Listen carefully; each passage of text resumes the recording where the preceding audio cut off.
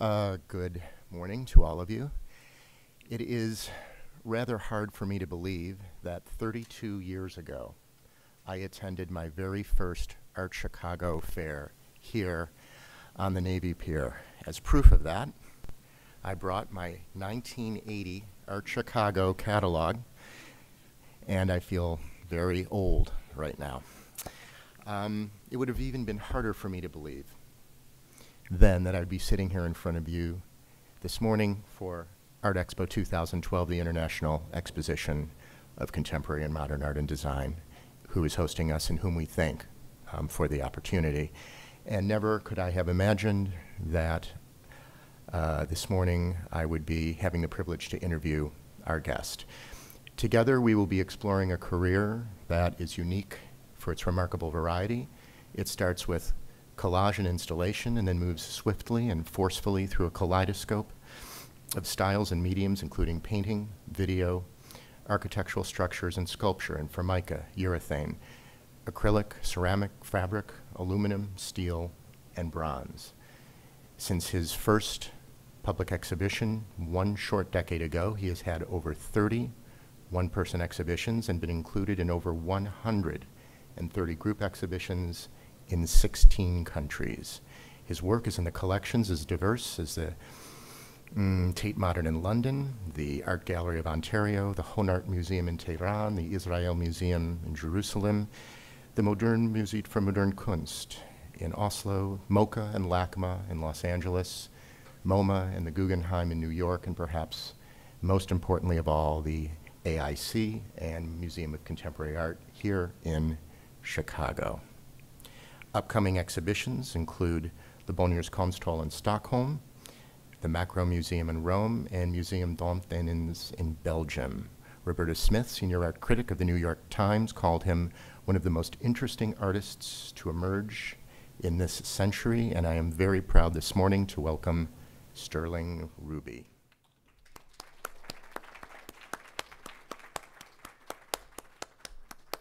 I'm going to pull this chair over a little bit. Are you going to drag so I the can be a little closer to Todd.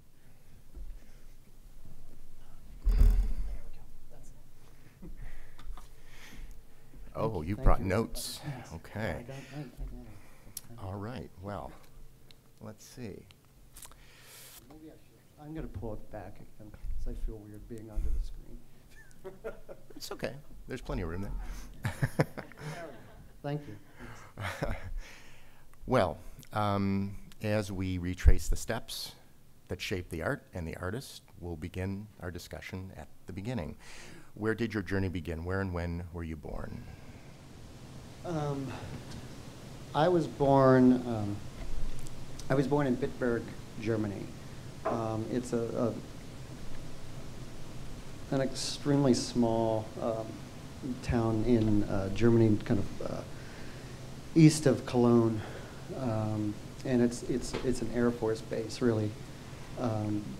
There's three things in Bitburg. There's the Air Force base. There's a very, very, very big monastery, which is where I was born, under the guise of all these nuns. And then there's the Bitburg beer factory. So between those three things, it's a unique place. Yeah. And what is the name on your birth certificate? Middle included? In Yeah, everything. Yeah. Sterling Pete Ruby. And your father's name is also? My father's name is Harry, actually. I'm sure he didn't tell you that. But, I didn't ask. Yeah.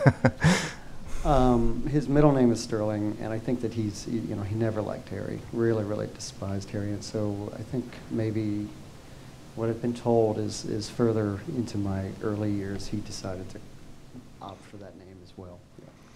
And your mother's name?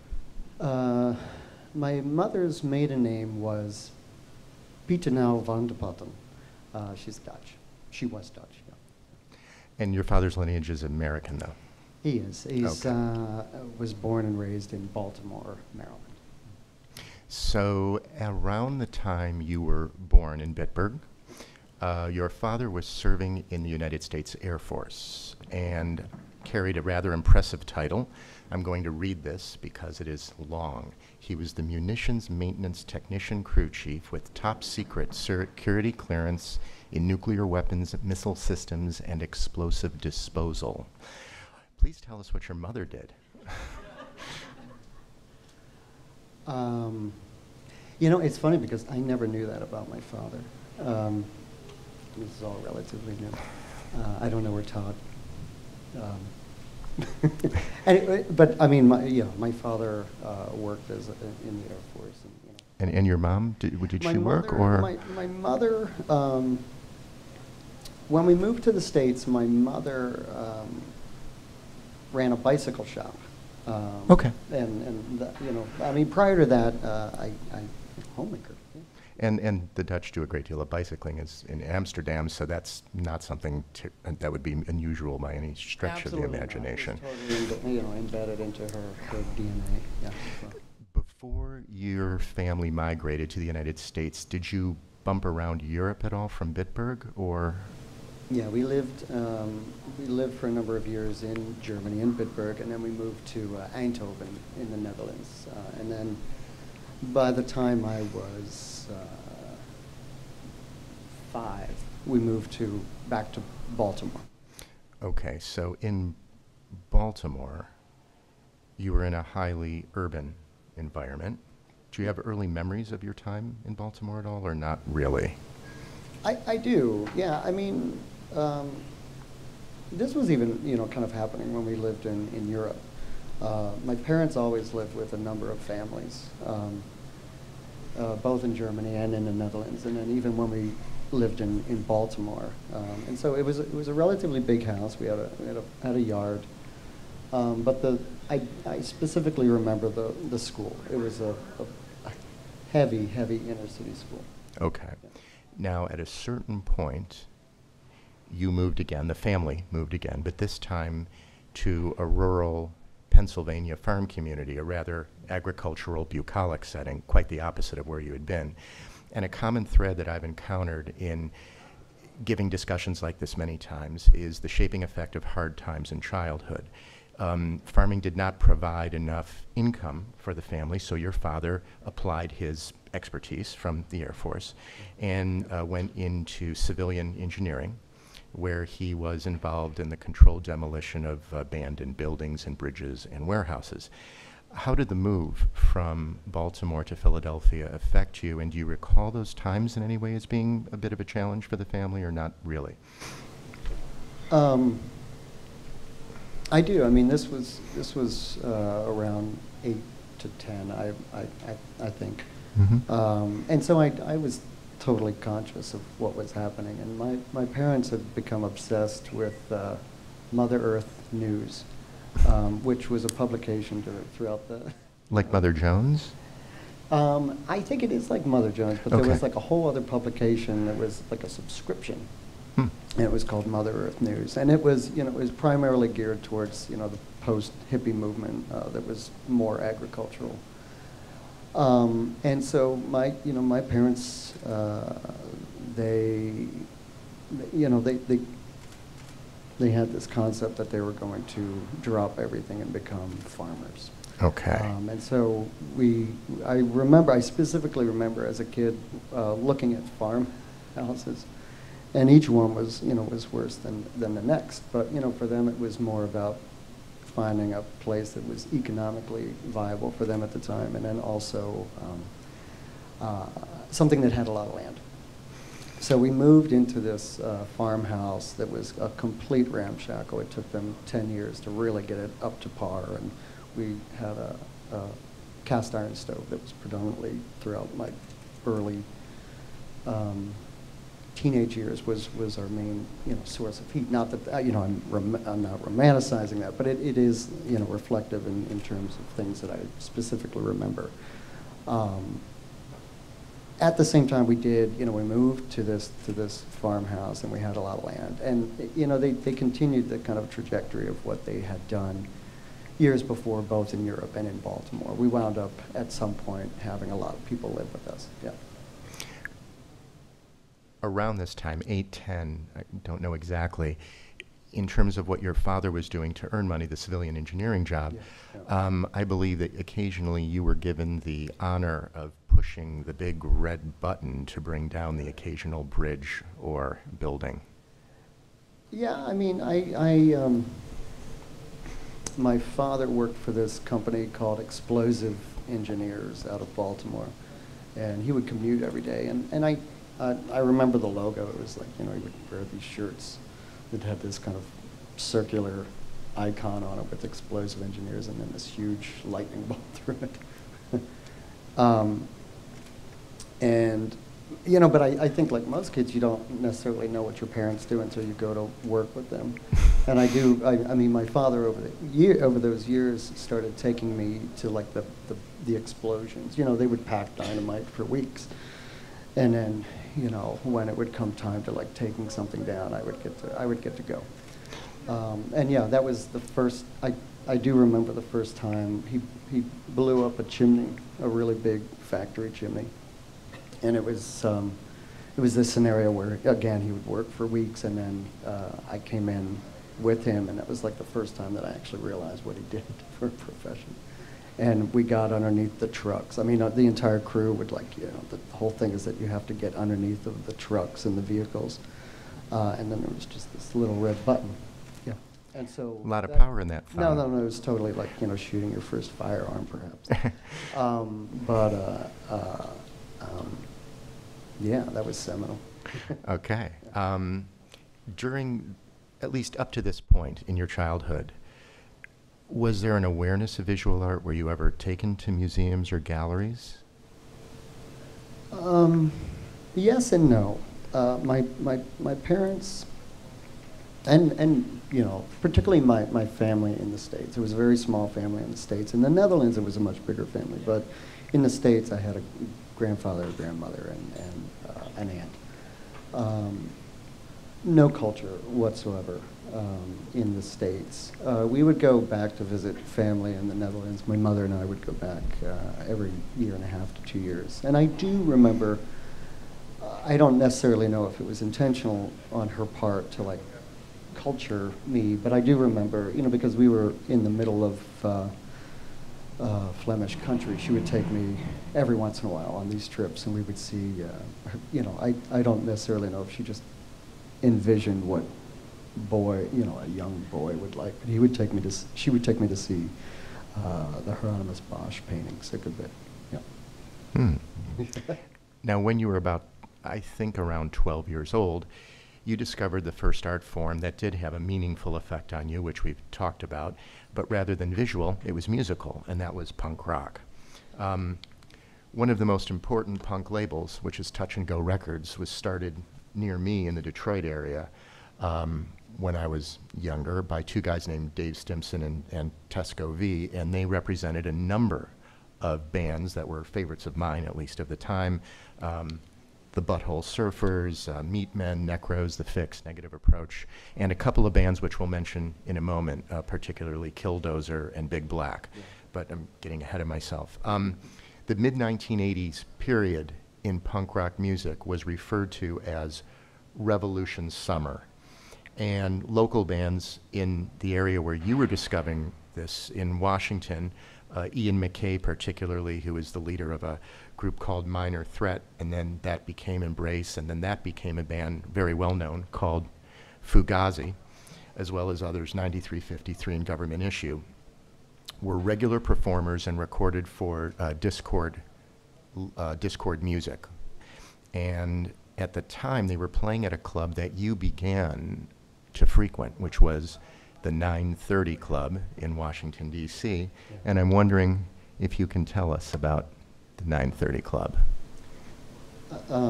Yeah, without a doubt. I mean, I think that this seems more frequent than maybe people think, but visually, there was something aesthetically pleasing for me that was related to not only music or punk music, but also skateboarding. I think right around the age of 11, I started to skate, and there were all of these kind of connections to that, you know, aesthetic connections, music connections. It was basically, it was a cultural movement in and of itself. And it was very secluded. It wasn't, skateboarding wasn't what it is now. It wasn't a multi-million-dollar business that, succumbed everybody from the age of 6 to 50.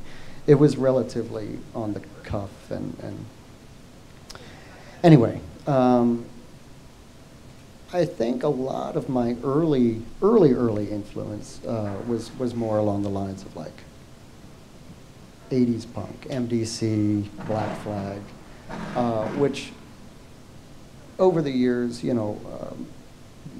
transformed my interest not only from that, but also to what Todd is talking about in regards to the Chicago scene, Big Black, but also at other New York scenes, LA scenes like the Swans. I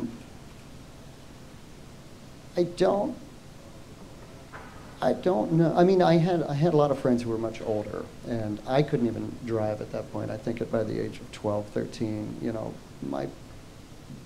looking back on it now, especially with children of my own, it's I'm kind of shocked that they allowed me to do this. But in ninth grade and throughout high school, we would go to DC three times a week to see shows. And DC wasn't necessarily close. We lived right on the Mason-Dixon border of Pennsylvania and Maryland, and so it was still an hour and a half away. And the shows would last, 12, 1 o'clock in the morning. But I remember my mother always saying, like, as long as you got up in time to go to school, you could do whatever you want. That is not what my mother said to me. Yeah, no, I know. Which I thought was, I mean, at that time, I was like, fuck it. But, I mean, it was very liberating, I'm sure. The 930 was a club that every single touring band played at. And so, one of the biggest accesses to that was the fact that on a weekly basis, you could easily see, you could see 7 shows. Every you could see 7 shows in 7 nights. But we typically would see 3 shows a week. And everybody played. But, again, at that time, all of these bands were touring in a conversion van. There was 6 people in a van at a time. There was absolutely no money, and so it was very DIY, which I appreciated and found even more punk, And just as an aside, I mean, because you touched on it, so my research tells me that you were one of the 1992 Acme skateboard video specialists, as well. You skated for Planet Earth, because you had talked about, and skateboarding and punk are linked in some subcultural way. Yeah. Okay. Yeah. Throughout my teenage years, up until 18, I was a pro skateboarder, and I toured a lot. So it was. I saw the video. I think that being able to, go to DC 3 times a week was really. It was a kind of transient sensation. It was, being able to get away from, guidance. Being able to get away from parental guidance, and all throughout high school, that was kind of. We would tour throughout every summer, and so every summer I was in a van with a bunch of guys. So in the midst of all this, where did you go to high school? I went to a predominantly agriculture high school in Fawn Grove, Pennsylvania. The name of it was Kennerdale High School. Yeah. And did they have an art program? I'm just curious, or were you involved in that, or? They did not have an art program. They had 2 art classes. I guess there were art classes. They had drafting, which I took, and that was predominantly tool drafting. So it was like drafting for people who wanted to be production designers for tool manufacturers. So the classic sliding horizontal with a 30-60-90 and a 45-45-90 triangle, and you would draw. Yeah, we learned to, when you do a line, you have to spin the pencil and things like Absolutely. that. Yeah. And then we had a calligraphy class, which was predominantly for women, or for young women. And I say that because I took the calligraphy class as well, and you know, because it was visual, and I thought, this is great. I could make my own zine. You know, Wait, using visual in terms of the calligraphy, Yeah, or yeah, visual in yeah. terms of the women? No. Oh, okay. Visually in terms of the calligraphy. Oh, okay. But you know, and I kept taking this class every year, and the teacher was actually quite, you know, nice. But I was the only male in the class, and I realized right off the bat that the reason why they did calligraphy is for wedding invitations. Yeah. But, yeah. Do you still do? Do you still do that today for friends, or? Well, I've tried. Okay. I lost it. Lost it in translation. After graduating in 1990, I believe, 89. you did not go directly onto college. Yeah. Many art students have vivid accounts of the aptly named odd jobs that they performed during the time that they had to endure pursuing their schooling and chosen careers. You worked construction. And for how long, and what did you do in general terms?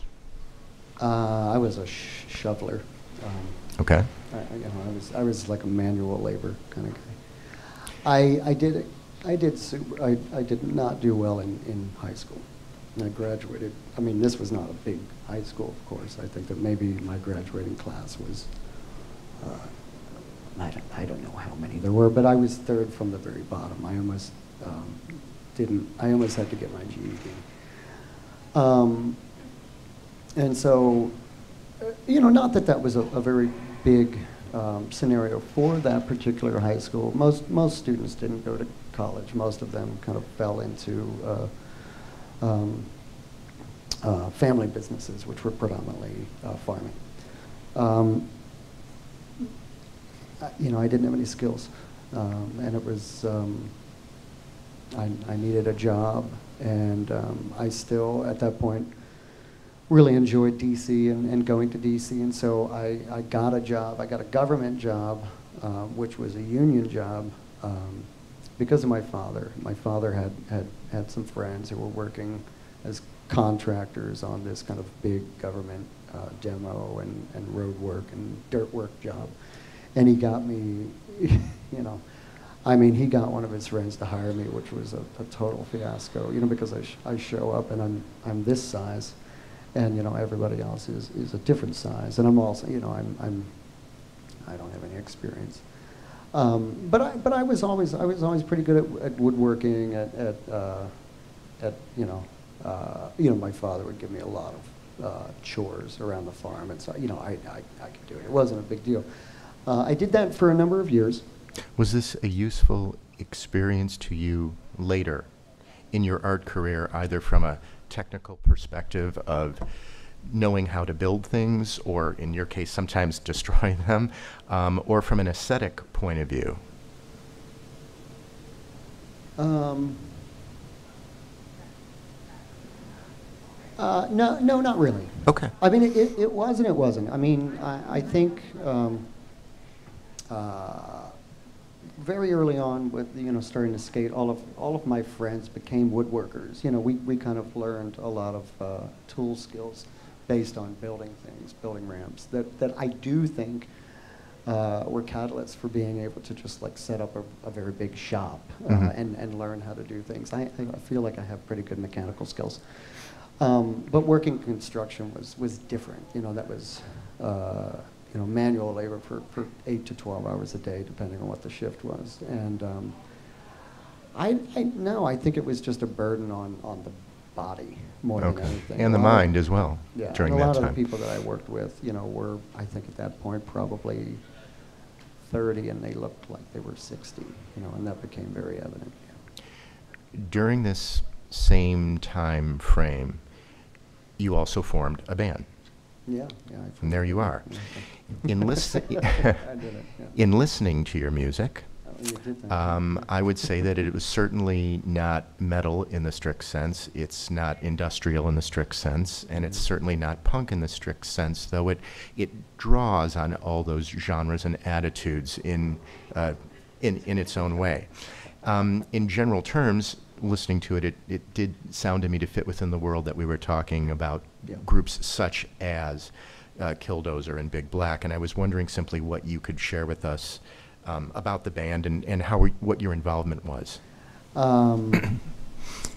This was these are very close friends that I lived with.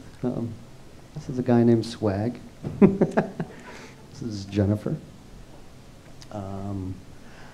But then, it went through different. The band went through different transformations. Sometimes we had 6 members. Sometimes we had 3 members. It was a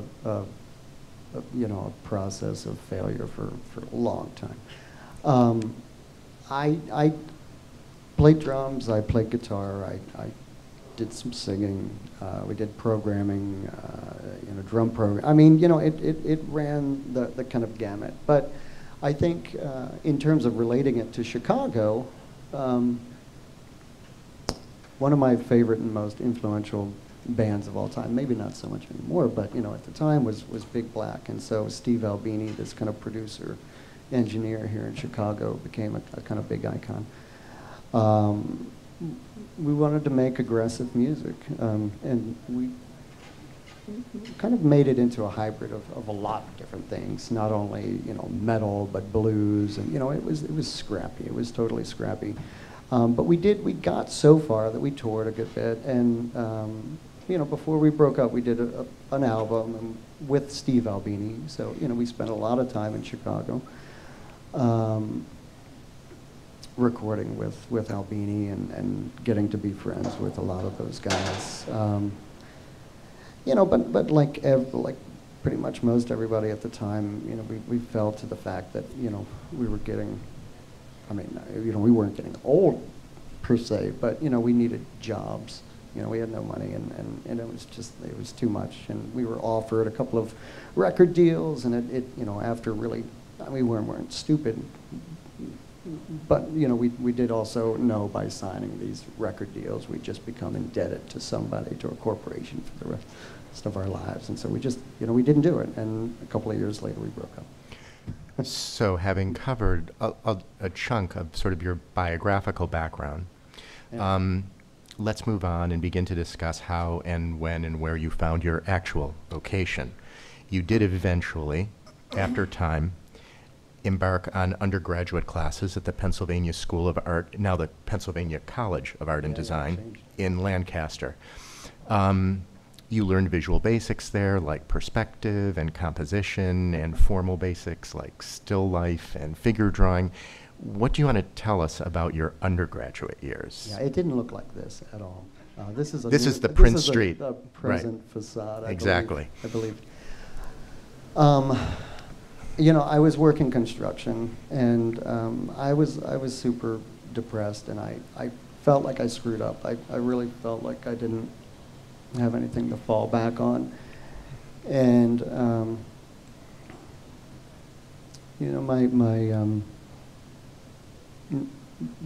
my grade average in high school was so bad that I could, not that that's a big deal, but it was like, there was no college that would take me. And so my mother knew a guy, he was a wildlife illustrator who worked here. And, she was like, listen, my son loves to draw. So he really needs a change in his life. Can you help him out? And, I went in and I did a, portfolio presentation. And I thought, we had a cat that I drew all the time. And, I presented this and they were like, whoa, this is not too good. But sure, yeah, well, we're going to let you in. And it was great. I got in, and, but it was a foundation school. And I don't necessarily know if everybody knows what that means, but most art schools now are not like this. It was a really traditional school. We did painting, drawing, and sculpture. And it was a non-accredited college, which means that it didn't have a degree, but it was a 4-year college. So it was you had to do it as if there was a degree at the end, but you didn't get it, which would become a reoccurring theme for me. We would draw the nude figure for like 8 hours a day. We would draw bowls of fruit. We would do perspectives in rooms. There were a lot of things that I really enjoyed, but later on I realized that this wasn't the same art education that a lot of artists my age go through. In terms of a kind of conceptual practice, I don't think artists do it anymore, I know that there are larger universities like the Art Institute, which has a kind of 1-year foundation program, and then you kind of vary and get into more specifics in regard to contemporary practice. But this school was very much embedded into figuration, perspective, and in the later years, abstract expressionism. Okay. Now, you did eventually graduate, non-degreed, but there was a graduation, and you then moved on to Chicago at around 28, around the year 2000. Yeah. And what was your initial experience then when you came to Chicago and began school at the AIC? This had to be a very different kind of dynamic for you. Yeah, it was, my first year at the Art Institute was super hard.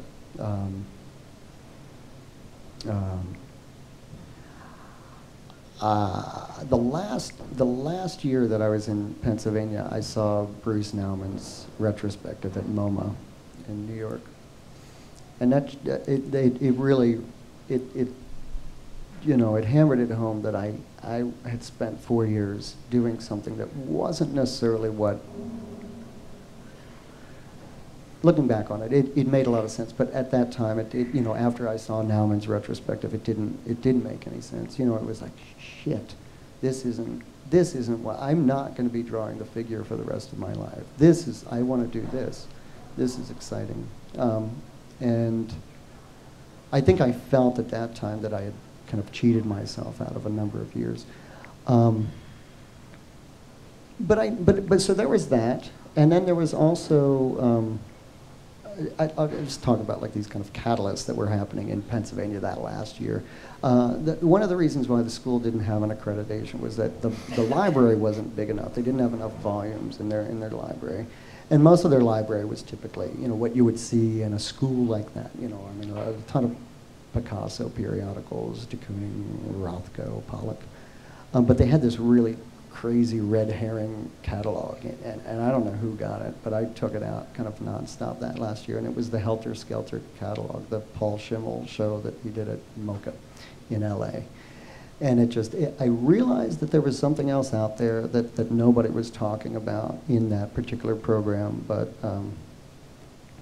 I also didn't, my family, nobody in my family had ever gone to college, and so I didn't know the trajectory or how to get to it, and so when I moved to Chicago and started at the Art Institute, I realized that I was really behind. I was stuck in this class with, or a number of classes, which were catch-up classes, art history classes, theory classes, no studio classes. There really wasn't any studio classes, mostly theory and psych classes, a lot of psychology and a lot of philosophy courses. Two things, at least on the early end, when you moved to Chicago, seemed to have a profound impact on you. One was, well, you mentioned the Naumann exhibition that you had seen at MoMA, which I remember was curated by Rob Storr, and in the project room there was Tom Friedman at the same time. So one of the things that had a big effect was your discovery in the permanent collection at the Art Institute here in Chicago is Bruce Naumann's sculpture, Learned Helplessness and Rat's Rock and Roll Drummer. The other thing was the time that you spent working in, and I believe researching at, the video data bank. Yeah.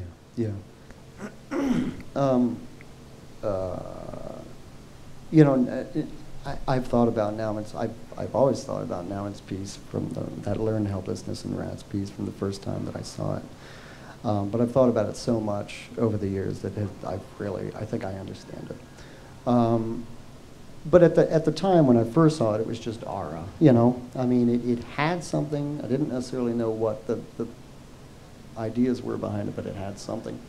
And one of the things is it didn't have necessarily a goal, but it had a drive.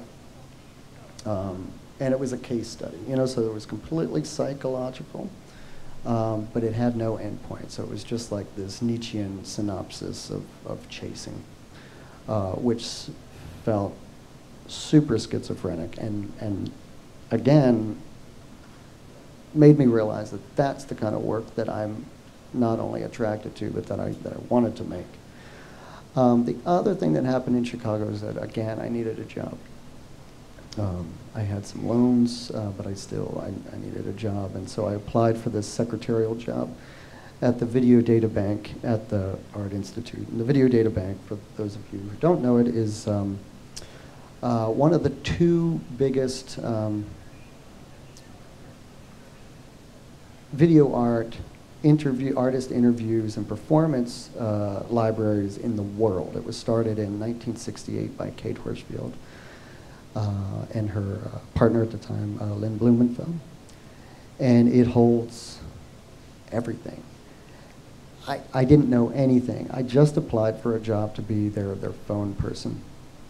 And I worked there, I think I worked there the whole time that I was in Chicago, right? Yeah. I mean, so it wound up, over time, I got taken out of the desk, in the front desk, and I got put into the editing bays and into the, the dubbing room and into the, the actual storage, which was really nice, because that was like the contemporary education. I mean, at that point, what was happening is that I was watching, Naumann's violin tuned. I would dub these tapes for 8 hours a day. I mean, initially in Pennsylvania, I was drawing the nude figure, and then when I moved to Chicago and started at the Video Data Bank, I started dubbing tapes, and I started working on people's archives. I worked on a Linda Bankless archive, which was totally seminal and influential. Anna Mendieta, as I said, Naumann, Paul McCarthy. That was like the real education. The other thing that happened at that time was that my boss, there were two people at the Video Data Bank, Kate Horsfield, who was the lady who founded it, one of the ladies who founded it, and then a very good friend of mine, Abina Manning. And Kate, from the get-go, late 60s, was a very militant feminist who rejected painting anything that had a kind of male-indoctrinated gender associated to it, anything that had a kind of sequential heaviness to it, she rejected. And I think that she liked at the beginning that I was the phone guy, but after a while, she put me in the back. But she would always, she helped me out a lot, and we would sit down and we would talk an awful lot. And I feel like she didn't. I don't necessarily know. Maybe she didn't. I think she believed in me, but I also don't think that she really cared that much. So she was super honest with me, and she was very, very, very much critical of men and the art market. Okay. That was the start of a really good education. Yeah. What makes me wonder what she would think of something like the Naumann. She loved Naumann, weirdly enough. Yeah. She had met him many times. Yeah, and liked him. Yeah. During this time, you happened to enroll with a friend, I think, in a 2-month-long community class. It was weekend-only community class. And your friend was a major in art therapy, and it seems like you had some sort of wager going because you didn't believe that working with ceramics or clay could be a useful therapeutic or be useful therapeutically in an art therapy context. It seems though you did reasonably quickly change your mind about that, and as you began to work in clay and ceramics, it's something that's continued unabated in your output today. Yeah, I had these two classes that I really, really liked, and these two faculty members that I really liked. They were a little older. There was this faculty member, James Zanzi, that I loved working with at the Art Institute. And he did a class called Architecture, Monuments, and Tombs. And then there was another faculty member that I got to be very good friends with. His name was Timothy O'Donnell, and he was a licensed psychiatrist, but he taught psych classes. And one of these kind of classes that he taught was the psychology of death. And both of these courses dealt with art as therapy. And I met my friend who she was like finalizing her kind of master's at the Art Institute, and then was going to go into her PhD in art therapy. And one of the things that she was learning about at that time was clay kneading exercises. And she was like, explaining this to me, and I was just like, that's bullshit. That is like, oh, that's so, sure, yeah, okay. Kneading clay, that makes sense, yeah. And, she saw that I was being extremely cynical about it, and that I thought that it was too easy, and that it wasn't conceptual enough. And she said, you know what, I think you and I should take this community course. It's not, it wasn't an art course. It was a two-month-long course. Should I go on? Yeah, if you wish. Anyway, she took me to this, we enrolled in this free-form building course, but it wasn't necessarily an art course, and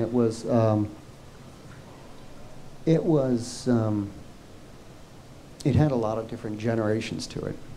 So we had these kind of troubled teens in the class. There was a couple of,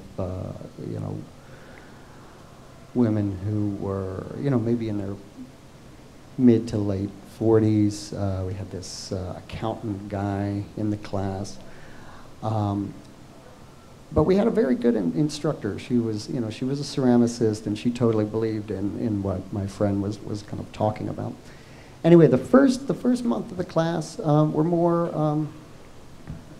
They let us do what we wanted. They would give us kind of clay, and while we were kind of building things without any sort of prerequisite, they were teaching us about glazes and cone firing temperatures, kind of logistics of how ceramics operate in terms of production, but not how to build anything. And I remember after that first month looking at everybody's projects, and it didn't matter if it was the the two troubled teens or the accountant guy or the grandmother. Everybody's work was exactly the same, and it looked the same. It was hyper anthropomorphic. It was, totally raw. It almost seemed sexual. And everybody was using the exact same glazes. I think they gave us, like 5 glazes that we could use, and of course everybody, is pouring the same glaze over everything, and so everything looked exactly the same. As a matter of fact, I remember this great moment when they opened up the kiln. This one time after a big, long glaze firing, and like. Two people had put their works too close to one another, and they just kind of fused together with the glazes. Yeah, that's brilliant. The second month, they taught us how to build structure, and at that point, everybody's work became completely separate from one another. And I realized that there was a kind of innate scenario within the first month and a conditioned scenario within the second month. My friend was completely right, that there is something, kind of,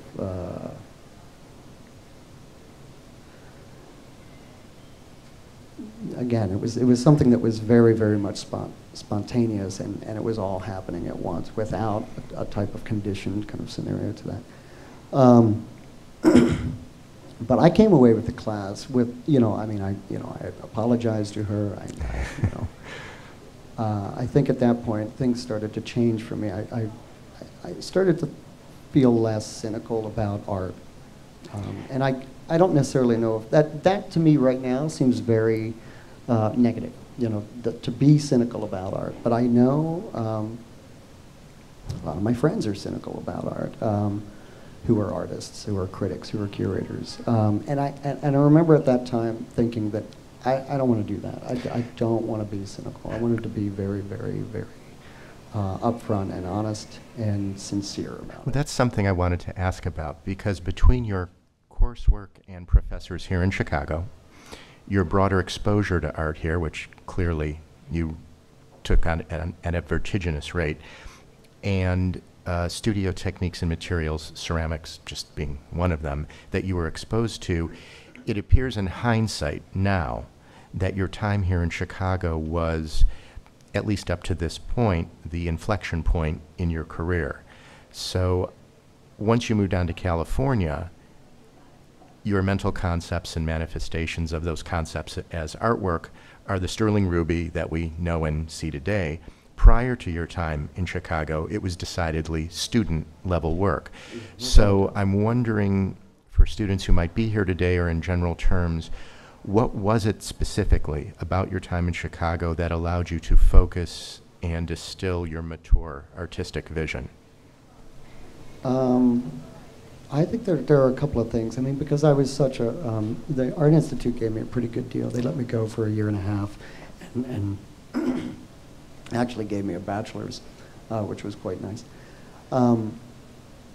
But at the Art Institute, I didn't really make any work. I didn't have a studio at the Art Institute. I was an undergraduate, and as many of you know, it wasn't, you don't get studios then. I mean, maybe like a small portion, but I didn't get a studio.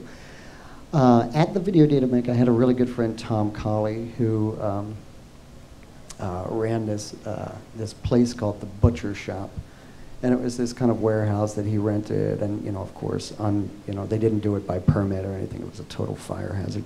They built out all these little rooms, and I rented a studio from him from the get-go, from the time that I started working at the Video Data Bank and became friends with this guy, Tom. So I had a studio that I could work in private, that I didn't really, I mean, at the beginning, I didn't let anybody in. I just kind of did my thing. But I had a lot of friends who were not at the Art Institute and who were all graduate students at University of Illinois, Chicago. And they were on a much higher level than I was, but I was with them all the time.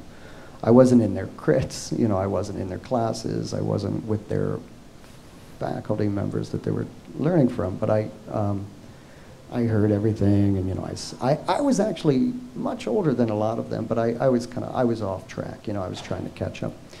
But I saw what they were doing. They were trying to do studio visits. They were trying to have shows. It seemed much, much, much more serious than what I was doing.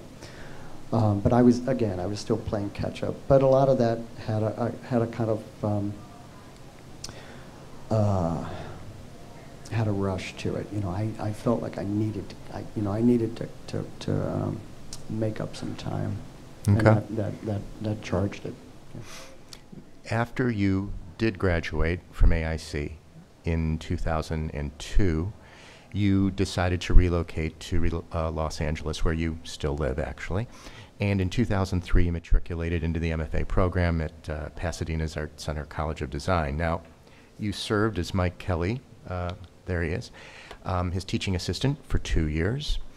And you were close with other people there, Richard Hawkins, who wrote a terrific article on Sterling and Flash Art back in 2006, if you ever get the chance to read that.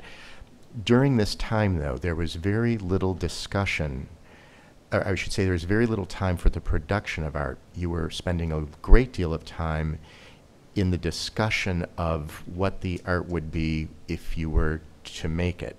So I'm wondering if that repeated discussing and describing the work before actually creating it became an increasing source of frustration for you, who especially you really do like to, you're a hands-on person, so. Not at first. I thought it was phenomenal. I mean, the reason why I said that thing about the Helter Skelter catalog being at that school in Pennsylvania is that it was it. Like, it just drew me to the West, I applied to 2 programs, and everybody under the sun at that point was applying to these 2 programs because in LA at that time, everybody was still teaching. So I applied to UCLA and I applied to Art Center, and I applied to UCLA because I wanted to work directly with Chris Burden, Nancy Rubens, and Paul McCarthy, and I applied to Art center because I wanted to work with Mike Kelly and Liz Lerner and Richard Hawkins, Chris Williams. There was a gamut of actual practicing artists that were teaching. I lucked out and I got into art center, and right away Mike and I, we became pretty good friends. And so I became his teaching assistant, and we put together right off the bat, they put together a thesis committee for you, which is heavy. And the entire program is built around discourse and French postmodernism philosophy. And it was also at the time, it's changed that way at Art Center, but at the time they had two programs. They had an MA program and an MFA program, and it was totally collided together. So we had some amazing students that were going to be critics, writers, curators, who were at the same time and in the same building as the studio students, the MFA students. Actually, one of the people I graduated with, Michael Nedholt, was here yesterday. I haven't seen him in 6 years, and I was like, hey, crazy. But it was all discourse. I made work, but I made it outside of the school again. The other thing that the school had a lot of heavy duty philosophy people. Yeah, I'll ask you. I know that one of the people there was Sylvain L'Étranger, who's a noted French editor, semiotext and comparative literature specialist, and he clearly had an import on you. He also brought many French postmodernist writers, which Sterling had alluded to, over to the States, and of all of them, it seems that one of them, who was a colleague of Sylvain's, but who had passed away long ago in '92, well before you ever reached Pasadena, was Felix Guattari. And Guattari is one of the things he's most well known for is a 1960s concept of transversality. So I'm wondering if you can describe your time with Sylvain, as well as this concept of transversality and what it means specifically to your work, or if it's specifically something that's wedded to your thinking. Yeah. The first semester that I was there, they didn't really, it was such a small program. There were only 12 students in the MFA program, and I think maybe 12 students in the MA program. And not this guy, but Sylvain L'Étranger, who was one of the heads in the philosophy department at Columbia, would come in every semester and teach a class and kind of fly back and forth. And I remember they put me in this class of his it was an Artaud and a Virilio class, and I was just like, again, I had been really trying to play catch up in terms of theory. For 3-4 years, but theory's hard. It's particularly French postmodernist theory is kind of, and everybody at the school was smart. All of the students were very smart. All of the MA students were just like, there were fights, fist fights in crit class. Oh God, it was. So I was super nervous to go to this guy's class for the first time because I didn't feel like I was up to par. I didn't feel like I could sit in a class with the guy who brought French postmodernism to the States, and who was friends with Baudrillard and everybody. He was. Anyway, I remember the first day he separated us into artists and critics. And he said, I want the critics on this side of the room, and I want the artists on this side of the room. And we were all like, okay, yeah, cool. And he told us this really funny story about Baudrillard in the bathtub. And he said, he did this eulogy for Baudrillard when he died, and he said, I passed it by Baudrillard's partner, so his wife. And one of the passages in it was his wife told him, Baudrillard isn't just Baudrillard when he's writing, but he's also Baudrillard when he's in the bathtub. Do you know what I mean? And, you know, I think the class, you know, I mean, of course, a lot of the class was like, yes, we know what you mean, you know, blah, blah, blah. And he said, no, I don't think you know what I mean. You're all who you are. And artists aren't theorists, and theorists aren't artists. And I want it to stay that way, which means that I don't ever want the artist side to take things literally. And he started talking specifically about, you know, Guattari and Deleuze. And he said, you know, these things are meant to be read fragmatically, and you take from them what you want. And you only use it to your own advantage. And it was super liberating to hear this from like the most seminal figure that we still have in regards to all of that. Okay. So now... But I forgot transversality. Oh, yeah. Did you want to touch? I feel like is everybody cool with it? Yeah. All right. So I don't really ever think that we would sit, Silvera and I would sit down and I'd be like, oh, God, I can't wrap my head around transversality. But what I think I got from it was that when something looks a certain way, particularly in environment, it's not the inhabitants that change it, but the environment that changes the inhabitants. So we would always, you know, I mean, even so early on, Silver and I would talk about prison.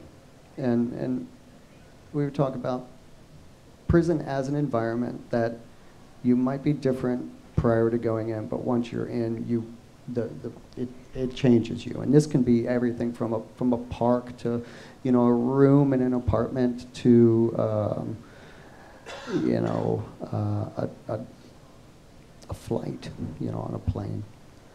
Transversality is when something has an aura, it will ultimately change you. You will not change the aura, but the aura will change you. Okay. Kind of tightly, right. Yeah, okay. So now we do approach this milestone for you, if we can call it that. And I'm going to backtrack just for a moment. So we're in 2002, 2003 in Los Angeles with Sterling at Pasadena, but now I'm going to come back a little bit, and we're in Chicago. And this is around the late 90s and the early 2000s. If you were here, you were experiencing a flowering of non-commercial galleries with names like Western Exhibitions and Open to End and 1R that were held largely in domestic spaces with a clearly something you said you enjoyed earlier, a DIY, do-it-yourself attitude. One of these Chicago spaces at the time, which is no longer extant, is the Suitable Gallery, which was actually a barely heated Humboldt Park two-car garage with an additional project space attached, which was actually the laundry room. And you had your first solo exhibition there in 2003 in February, titled The Hydroponic Connection. And this exhibition dealt with, in your words, thaw, nature, and interior hallucination. Yeah, that sounds like... Okay, well... You installed this lifelike, fully functioning hydroponic growing facility, which was embedded with fake U.S. government study marijuana plants in the corner of this two-car garage. What can you tell us about your first one-person exhibition? What do you want to tell us? Maybe is more telling about that. You know, I was. You know, I think Chicago at that time, we had a really tight-knit group of people who were all trying to have shows. You know, we all wanted it, and you know, everybody I knew, and some people were more lucky. Me, particularly, my time in Chicago was not so lucky. You know, everybody would go to all the galleries, and they'd be like, "Oh, you know, want to do a studio visit?" No, absolutely not. You know, and people would take their portfolios around, and you know, I mean, so this was our option at the time. These really small DIY spaces. You know, the experience of showing in an apartment in the, or I'm sorry, the experience of showing in a garage during the middle of a Chicago winter sucked. I remember, trying to do the show, and, there was water involved, and the water kept freezing, I don't know, but it was good at the same time. I did it. Maybe it wasn't completely thought through. I don't think it's the best show I've ever done, but everybody was there, and it started something. It started, it was like the first time where you just maxed out your credit cards because you had to do it, no matter what. Do you remember the prices of the work that you had for sale in that show? Do you? Mm-hmm. No, I have no idea. You had 15 silk marijuana plants for $150 each, Yeah. and there was a VHS video that you had in that project Right, space. right. There it is, Cook. That was an edition of 10, and that was $700. Yeah. Things Yeah, have changed a little those bit. didn't sell at all. A couple of the pot plants sold, but I do remember I had to pay $50 for each of them. They were shipped from some other country. Things have changed. Yeah, a little bit. The formal installation, if we take a look at this, but now we're standing in the garage looking at this in the corner, sort of, if you will. When I saw this, and I don't know if this is correct or not, but because I knew you were a fan of Nauman, we talked about Nauman, Learned Helplessness in Rats, Rock and Roll Drummer. Yeah. It reminded me, sort of rhymed formally, with this piece from '69 by Nauman, The Dream Room. Were you aware of it at the time or not? Yes, I was aware of okay, it, 100%. I was also aware that a lot of my friends, things change, styles change, ideas change. But I do remember a lot of my friends at UIC making extremely kind of minimal, slick work on the outside with kind of content on the inside. And I don't necessarily know if that makes sense, but there was somehow a distance between, a kind of clinical sensibility, and a personal sensibility.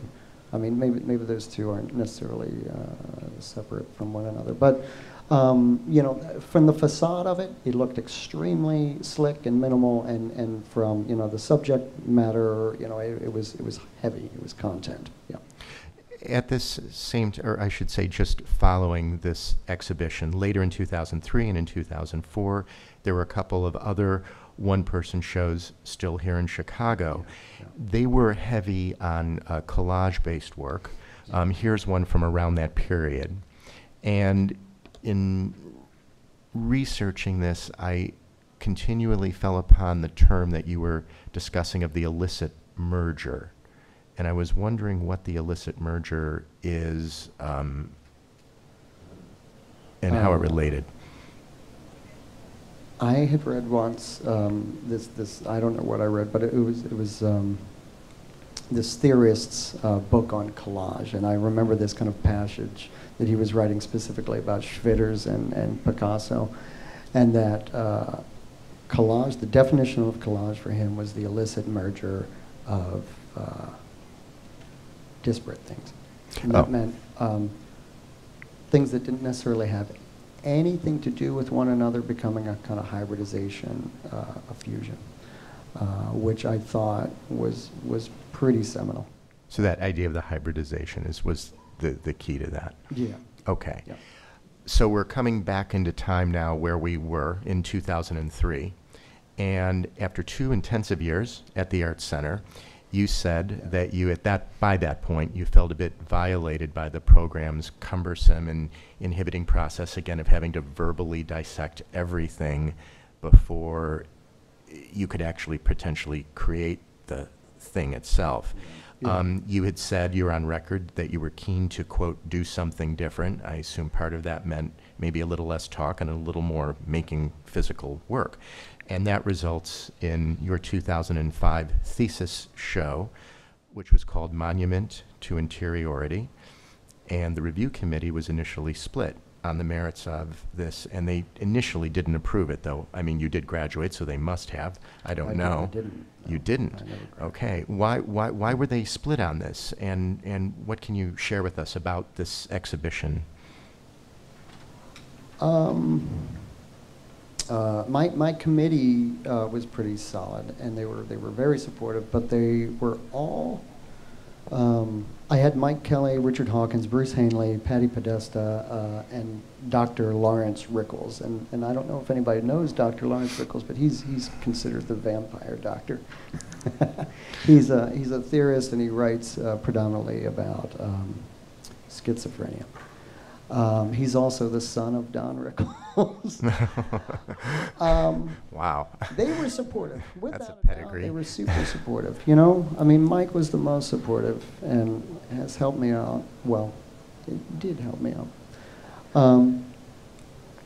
But the thesis review, what you would do is all of the students were there, and then all of the faculty, including your committee. So we had the head of the department, Jeremy Gilbert Rolfe, Chris Williams, Tim Martin, Jim Shaw. I mean, there was probably 20 faculty members. So that was always like, your 3 years at Art Center was always, based on this nervousness of going in front of the entire school and defending yourself. And because it was so debate-oriented, it was, I don't know why they did this, because I really felt like I made it out alive, but I think a lot of people did not. I think a lot of people got beat down so hard that they stopped. They didn't want to do it.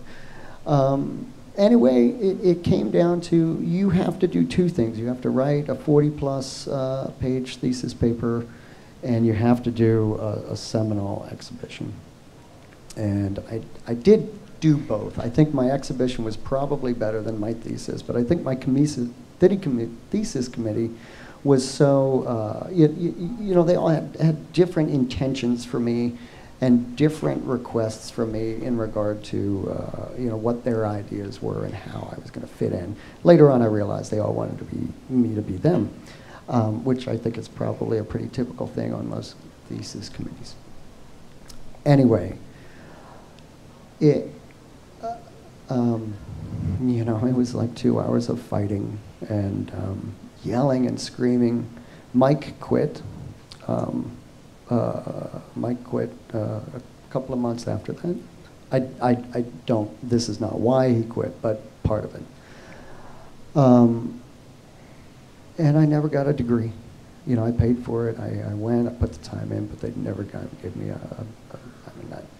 I could probably fight it if I wanted to. But, there was something about that hurt, but it also made a lot of sense. And I've been remembering that and kind of putting it to work ever since graduating. I think it was actually a really good experience for me. Okay. I'm going to cut ahead. There were more collages at this time that dealt with what you had already spoken about, the hybridization idea and the illicit merger, in this case with the post-pre-op transgender individuals and the nail polish. But soon after these series of collages, we begin to see these sort of hulking epic monoliths that draw formally on another era of this masculine orthodox art language, minimalism, clearly here. And you are consciously referencing artists, such as a favorite of mine, Ronnie Bladen, Yeah. Bob Morris, Tony Smith. And I'm wondering if you can just talk about this body of work.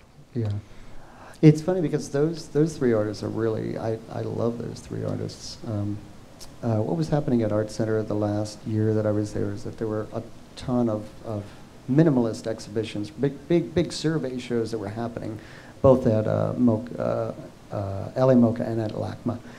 One of the people that I would meet with on a weekly basis was the curator, Ann Goldstein. And all of the sculpture classes that year were geared towards minimalism.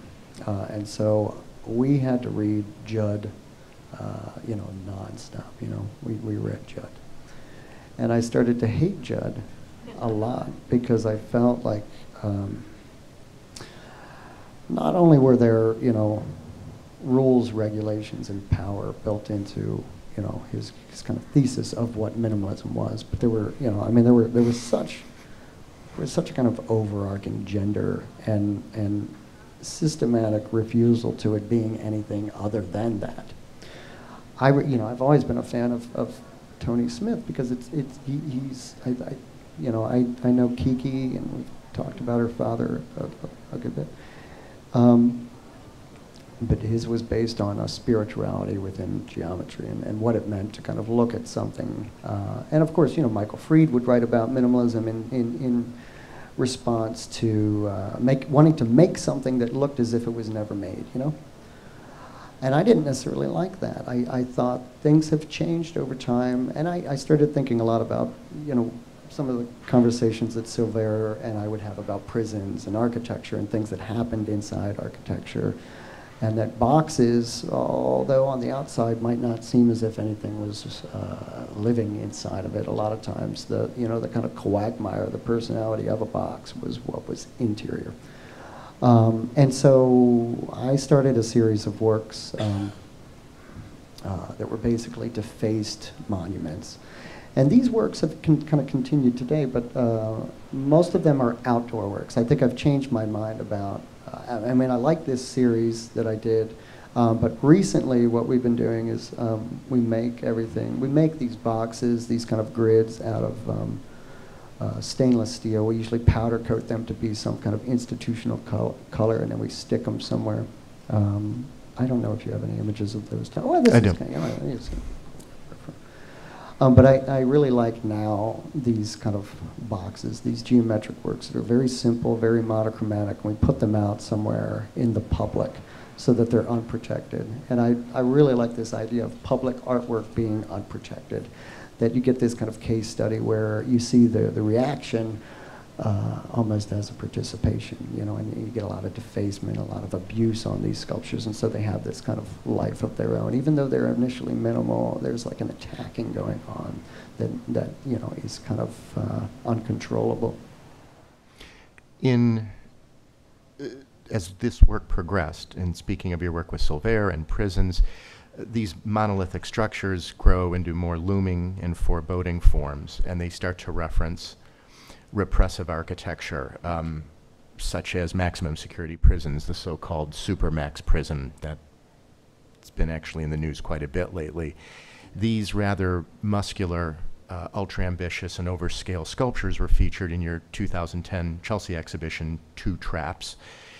And the two works that were featured were Bus there in the foreground on the right, and Pigpen in the background and on the left. Yeah. Now, I recall the lunch that we had together pretty almost immediately after the opening. Yeah.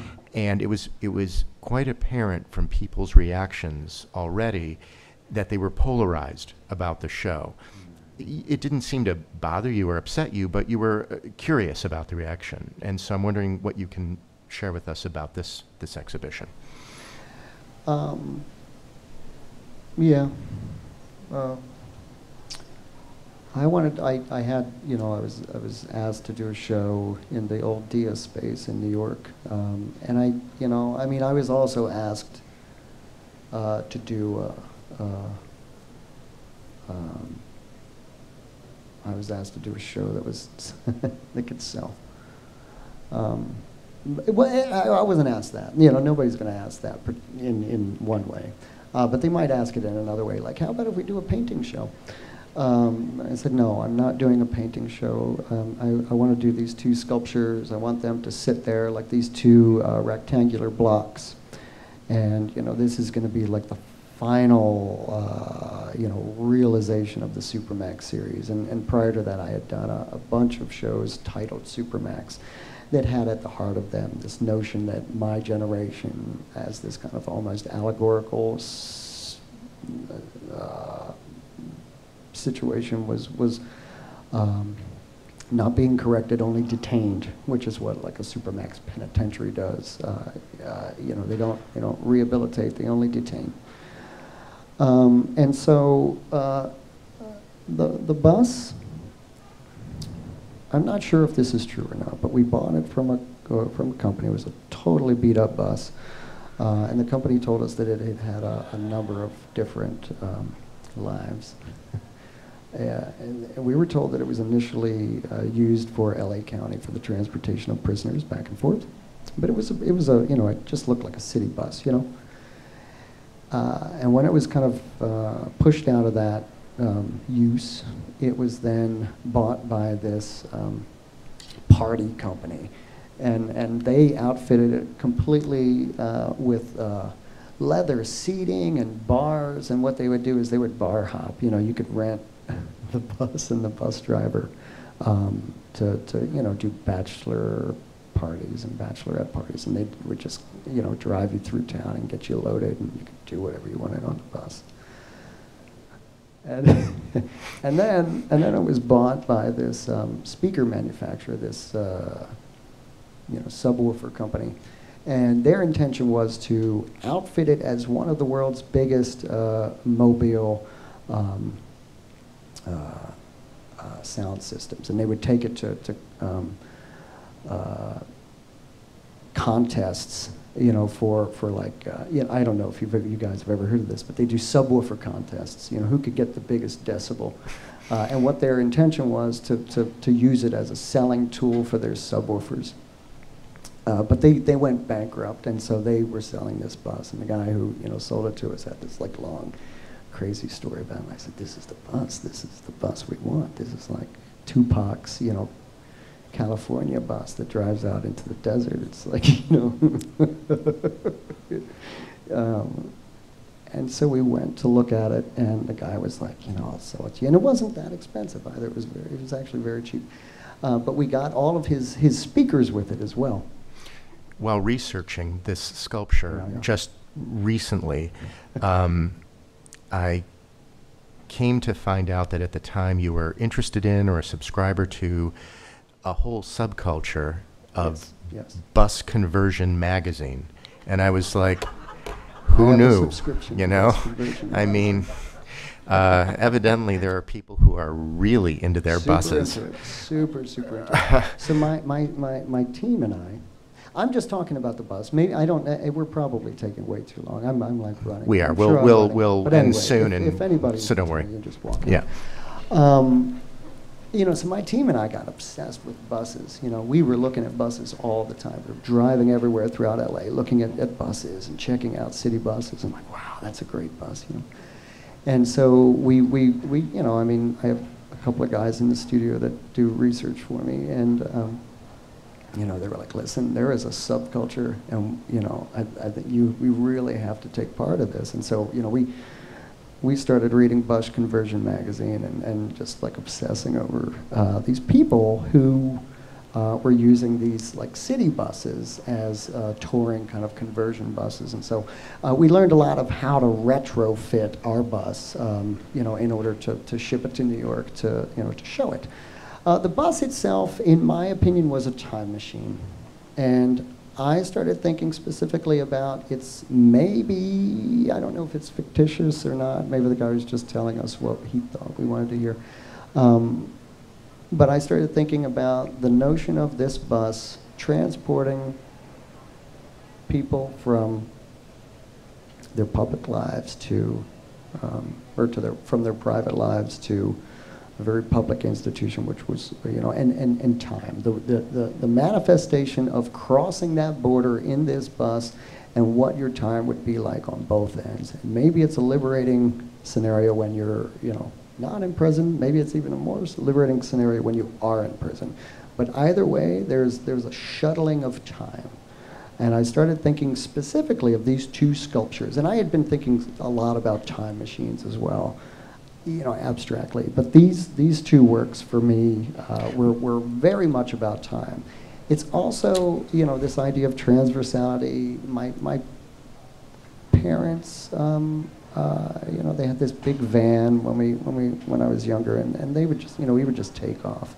And so there was always this kind of, nomadic scenario to a vehicle like that. And so we got obsessive. When this bus came to the studio, we were like, we took so many pictures of it. getting unloaded off of that. We were really excited, like coming home. Now, there was another sculpture, which was Pigpen as well. Yeah.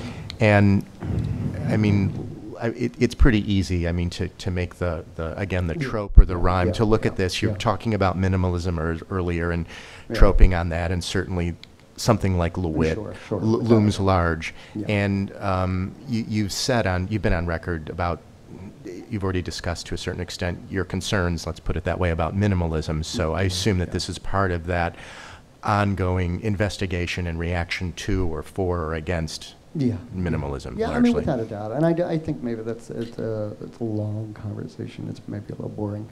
The bus, Pigpen, the cage structure, was made using the dimensions of Pelican Bay's detaining cells.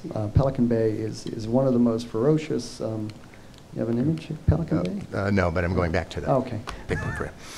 Pelican Bay is the most notorious supermax penitentiary in upstate New York, or upstate California. Right. And each cell, we learned to weld at the same time that we were reading Bus Conversion magazine. We bought a lot of equipment, and we started manufacturing these cells, these detaining cells. So, at Pelican Bay, if you have a cell extraction out of your main cell, they'll put you into one of these little boxes for a period of time until you get transferred. And so my idea, again, was this kind of like make this almost, LeWitt type cellular structure that would some of them were flat, some of them were upright, some of them were upside down. So when you would look at it, you would have this kind of transparency, but also this depth of cage. And I think that there were 88 in the entire piece. I think that there's 88 cages. Okay. I think. Something like that. I'm going to end today because we're really already at our time, so we barely got the chance to scratch. Yeah. But to round off this part of the discussion with Pigpen and Bus and the aspects of minimalism, you made some, I believe they were posters, and in an exhibition catalog from Bergamo, this is an interior of the bus. Is this work, and the catalog seems to state or infer that you refer to minimalism or invoke minimalism, whatever the right term would be, as a means to expose underlying systems and social power structures. And I'm wondering if minimalism and architecture are linked in your mind, and if so, how and why?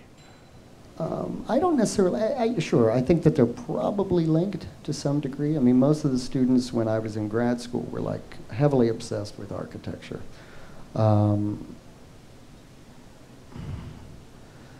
I think for me it's not so much, I mean, I've lobbed onto things in order to kind of expose that kind of scenario, but I think for me it's more about anything definitively within art history or within social history that has at its heart or at its kind of main viewpoint a kind of regulation system or a kind of power system doesn't, I mean, maybe it seems obvious that that's not liberating, but I think looking at art history particularly, there's this kind of detrimental synopsis that happens as time goes by. And I think a lot of artists my age are put to task by referring to the baggage of that. And I think a lot of times that equals a certain trope or almost a death. And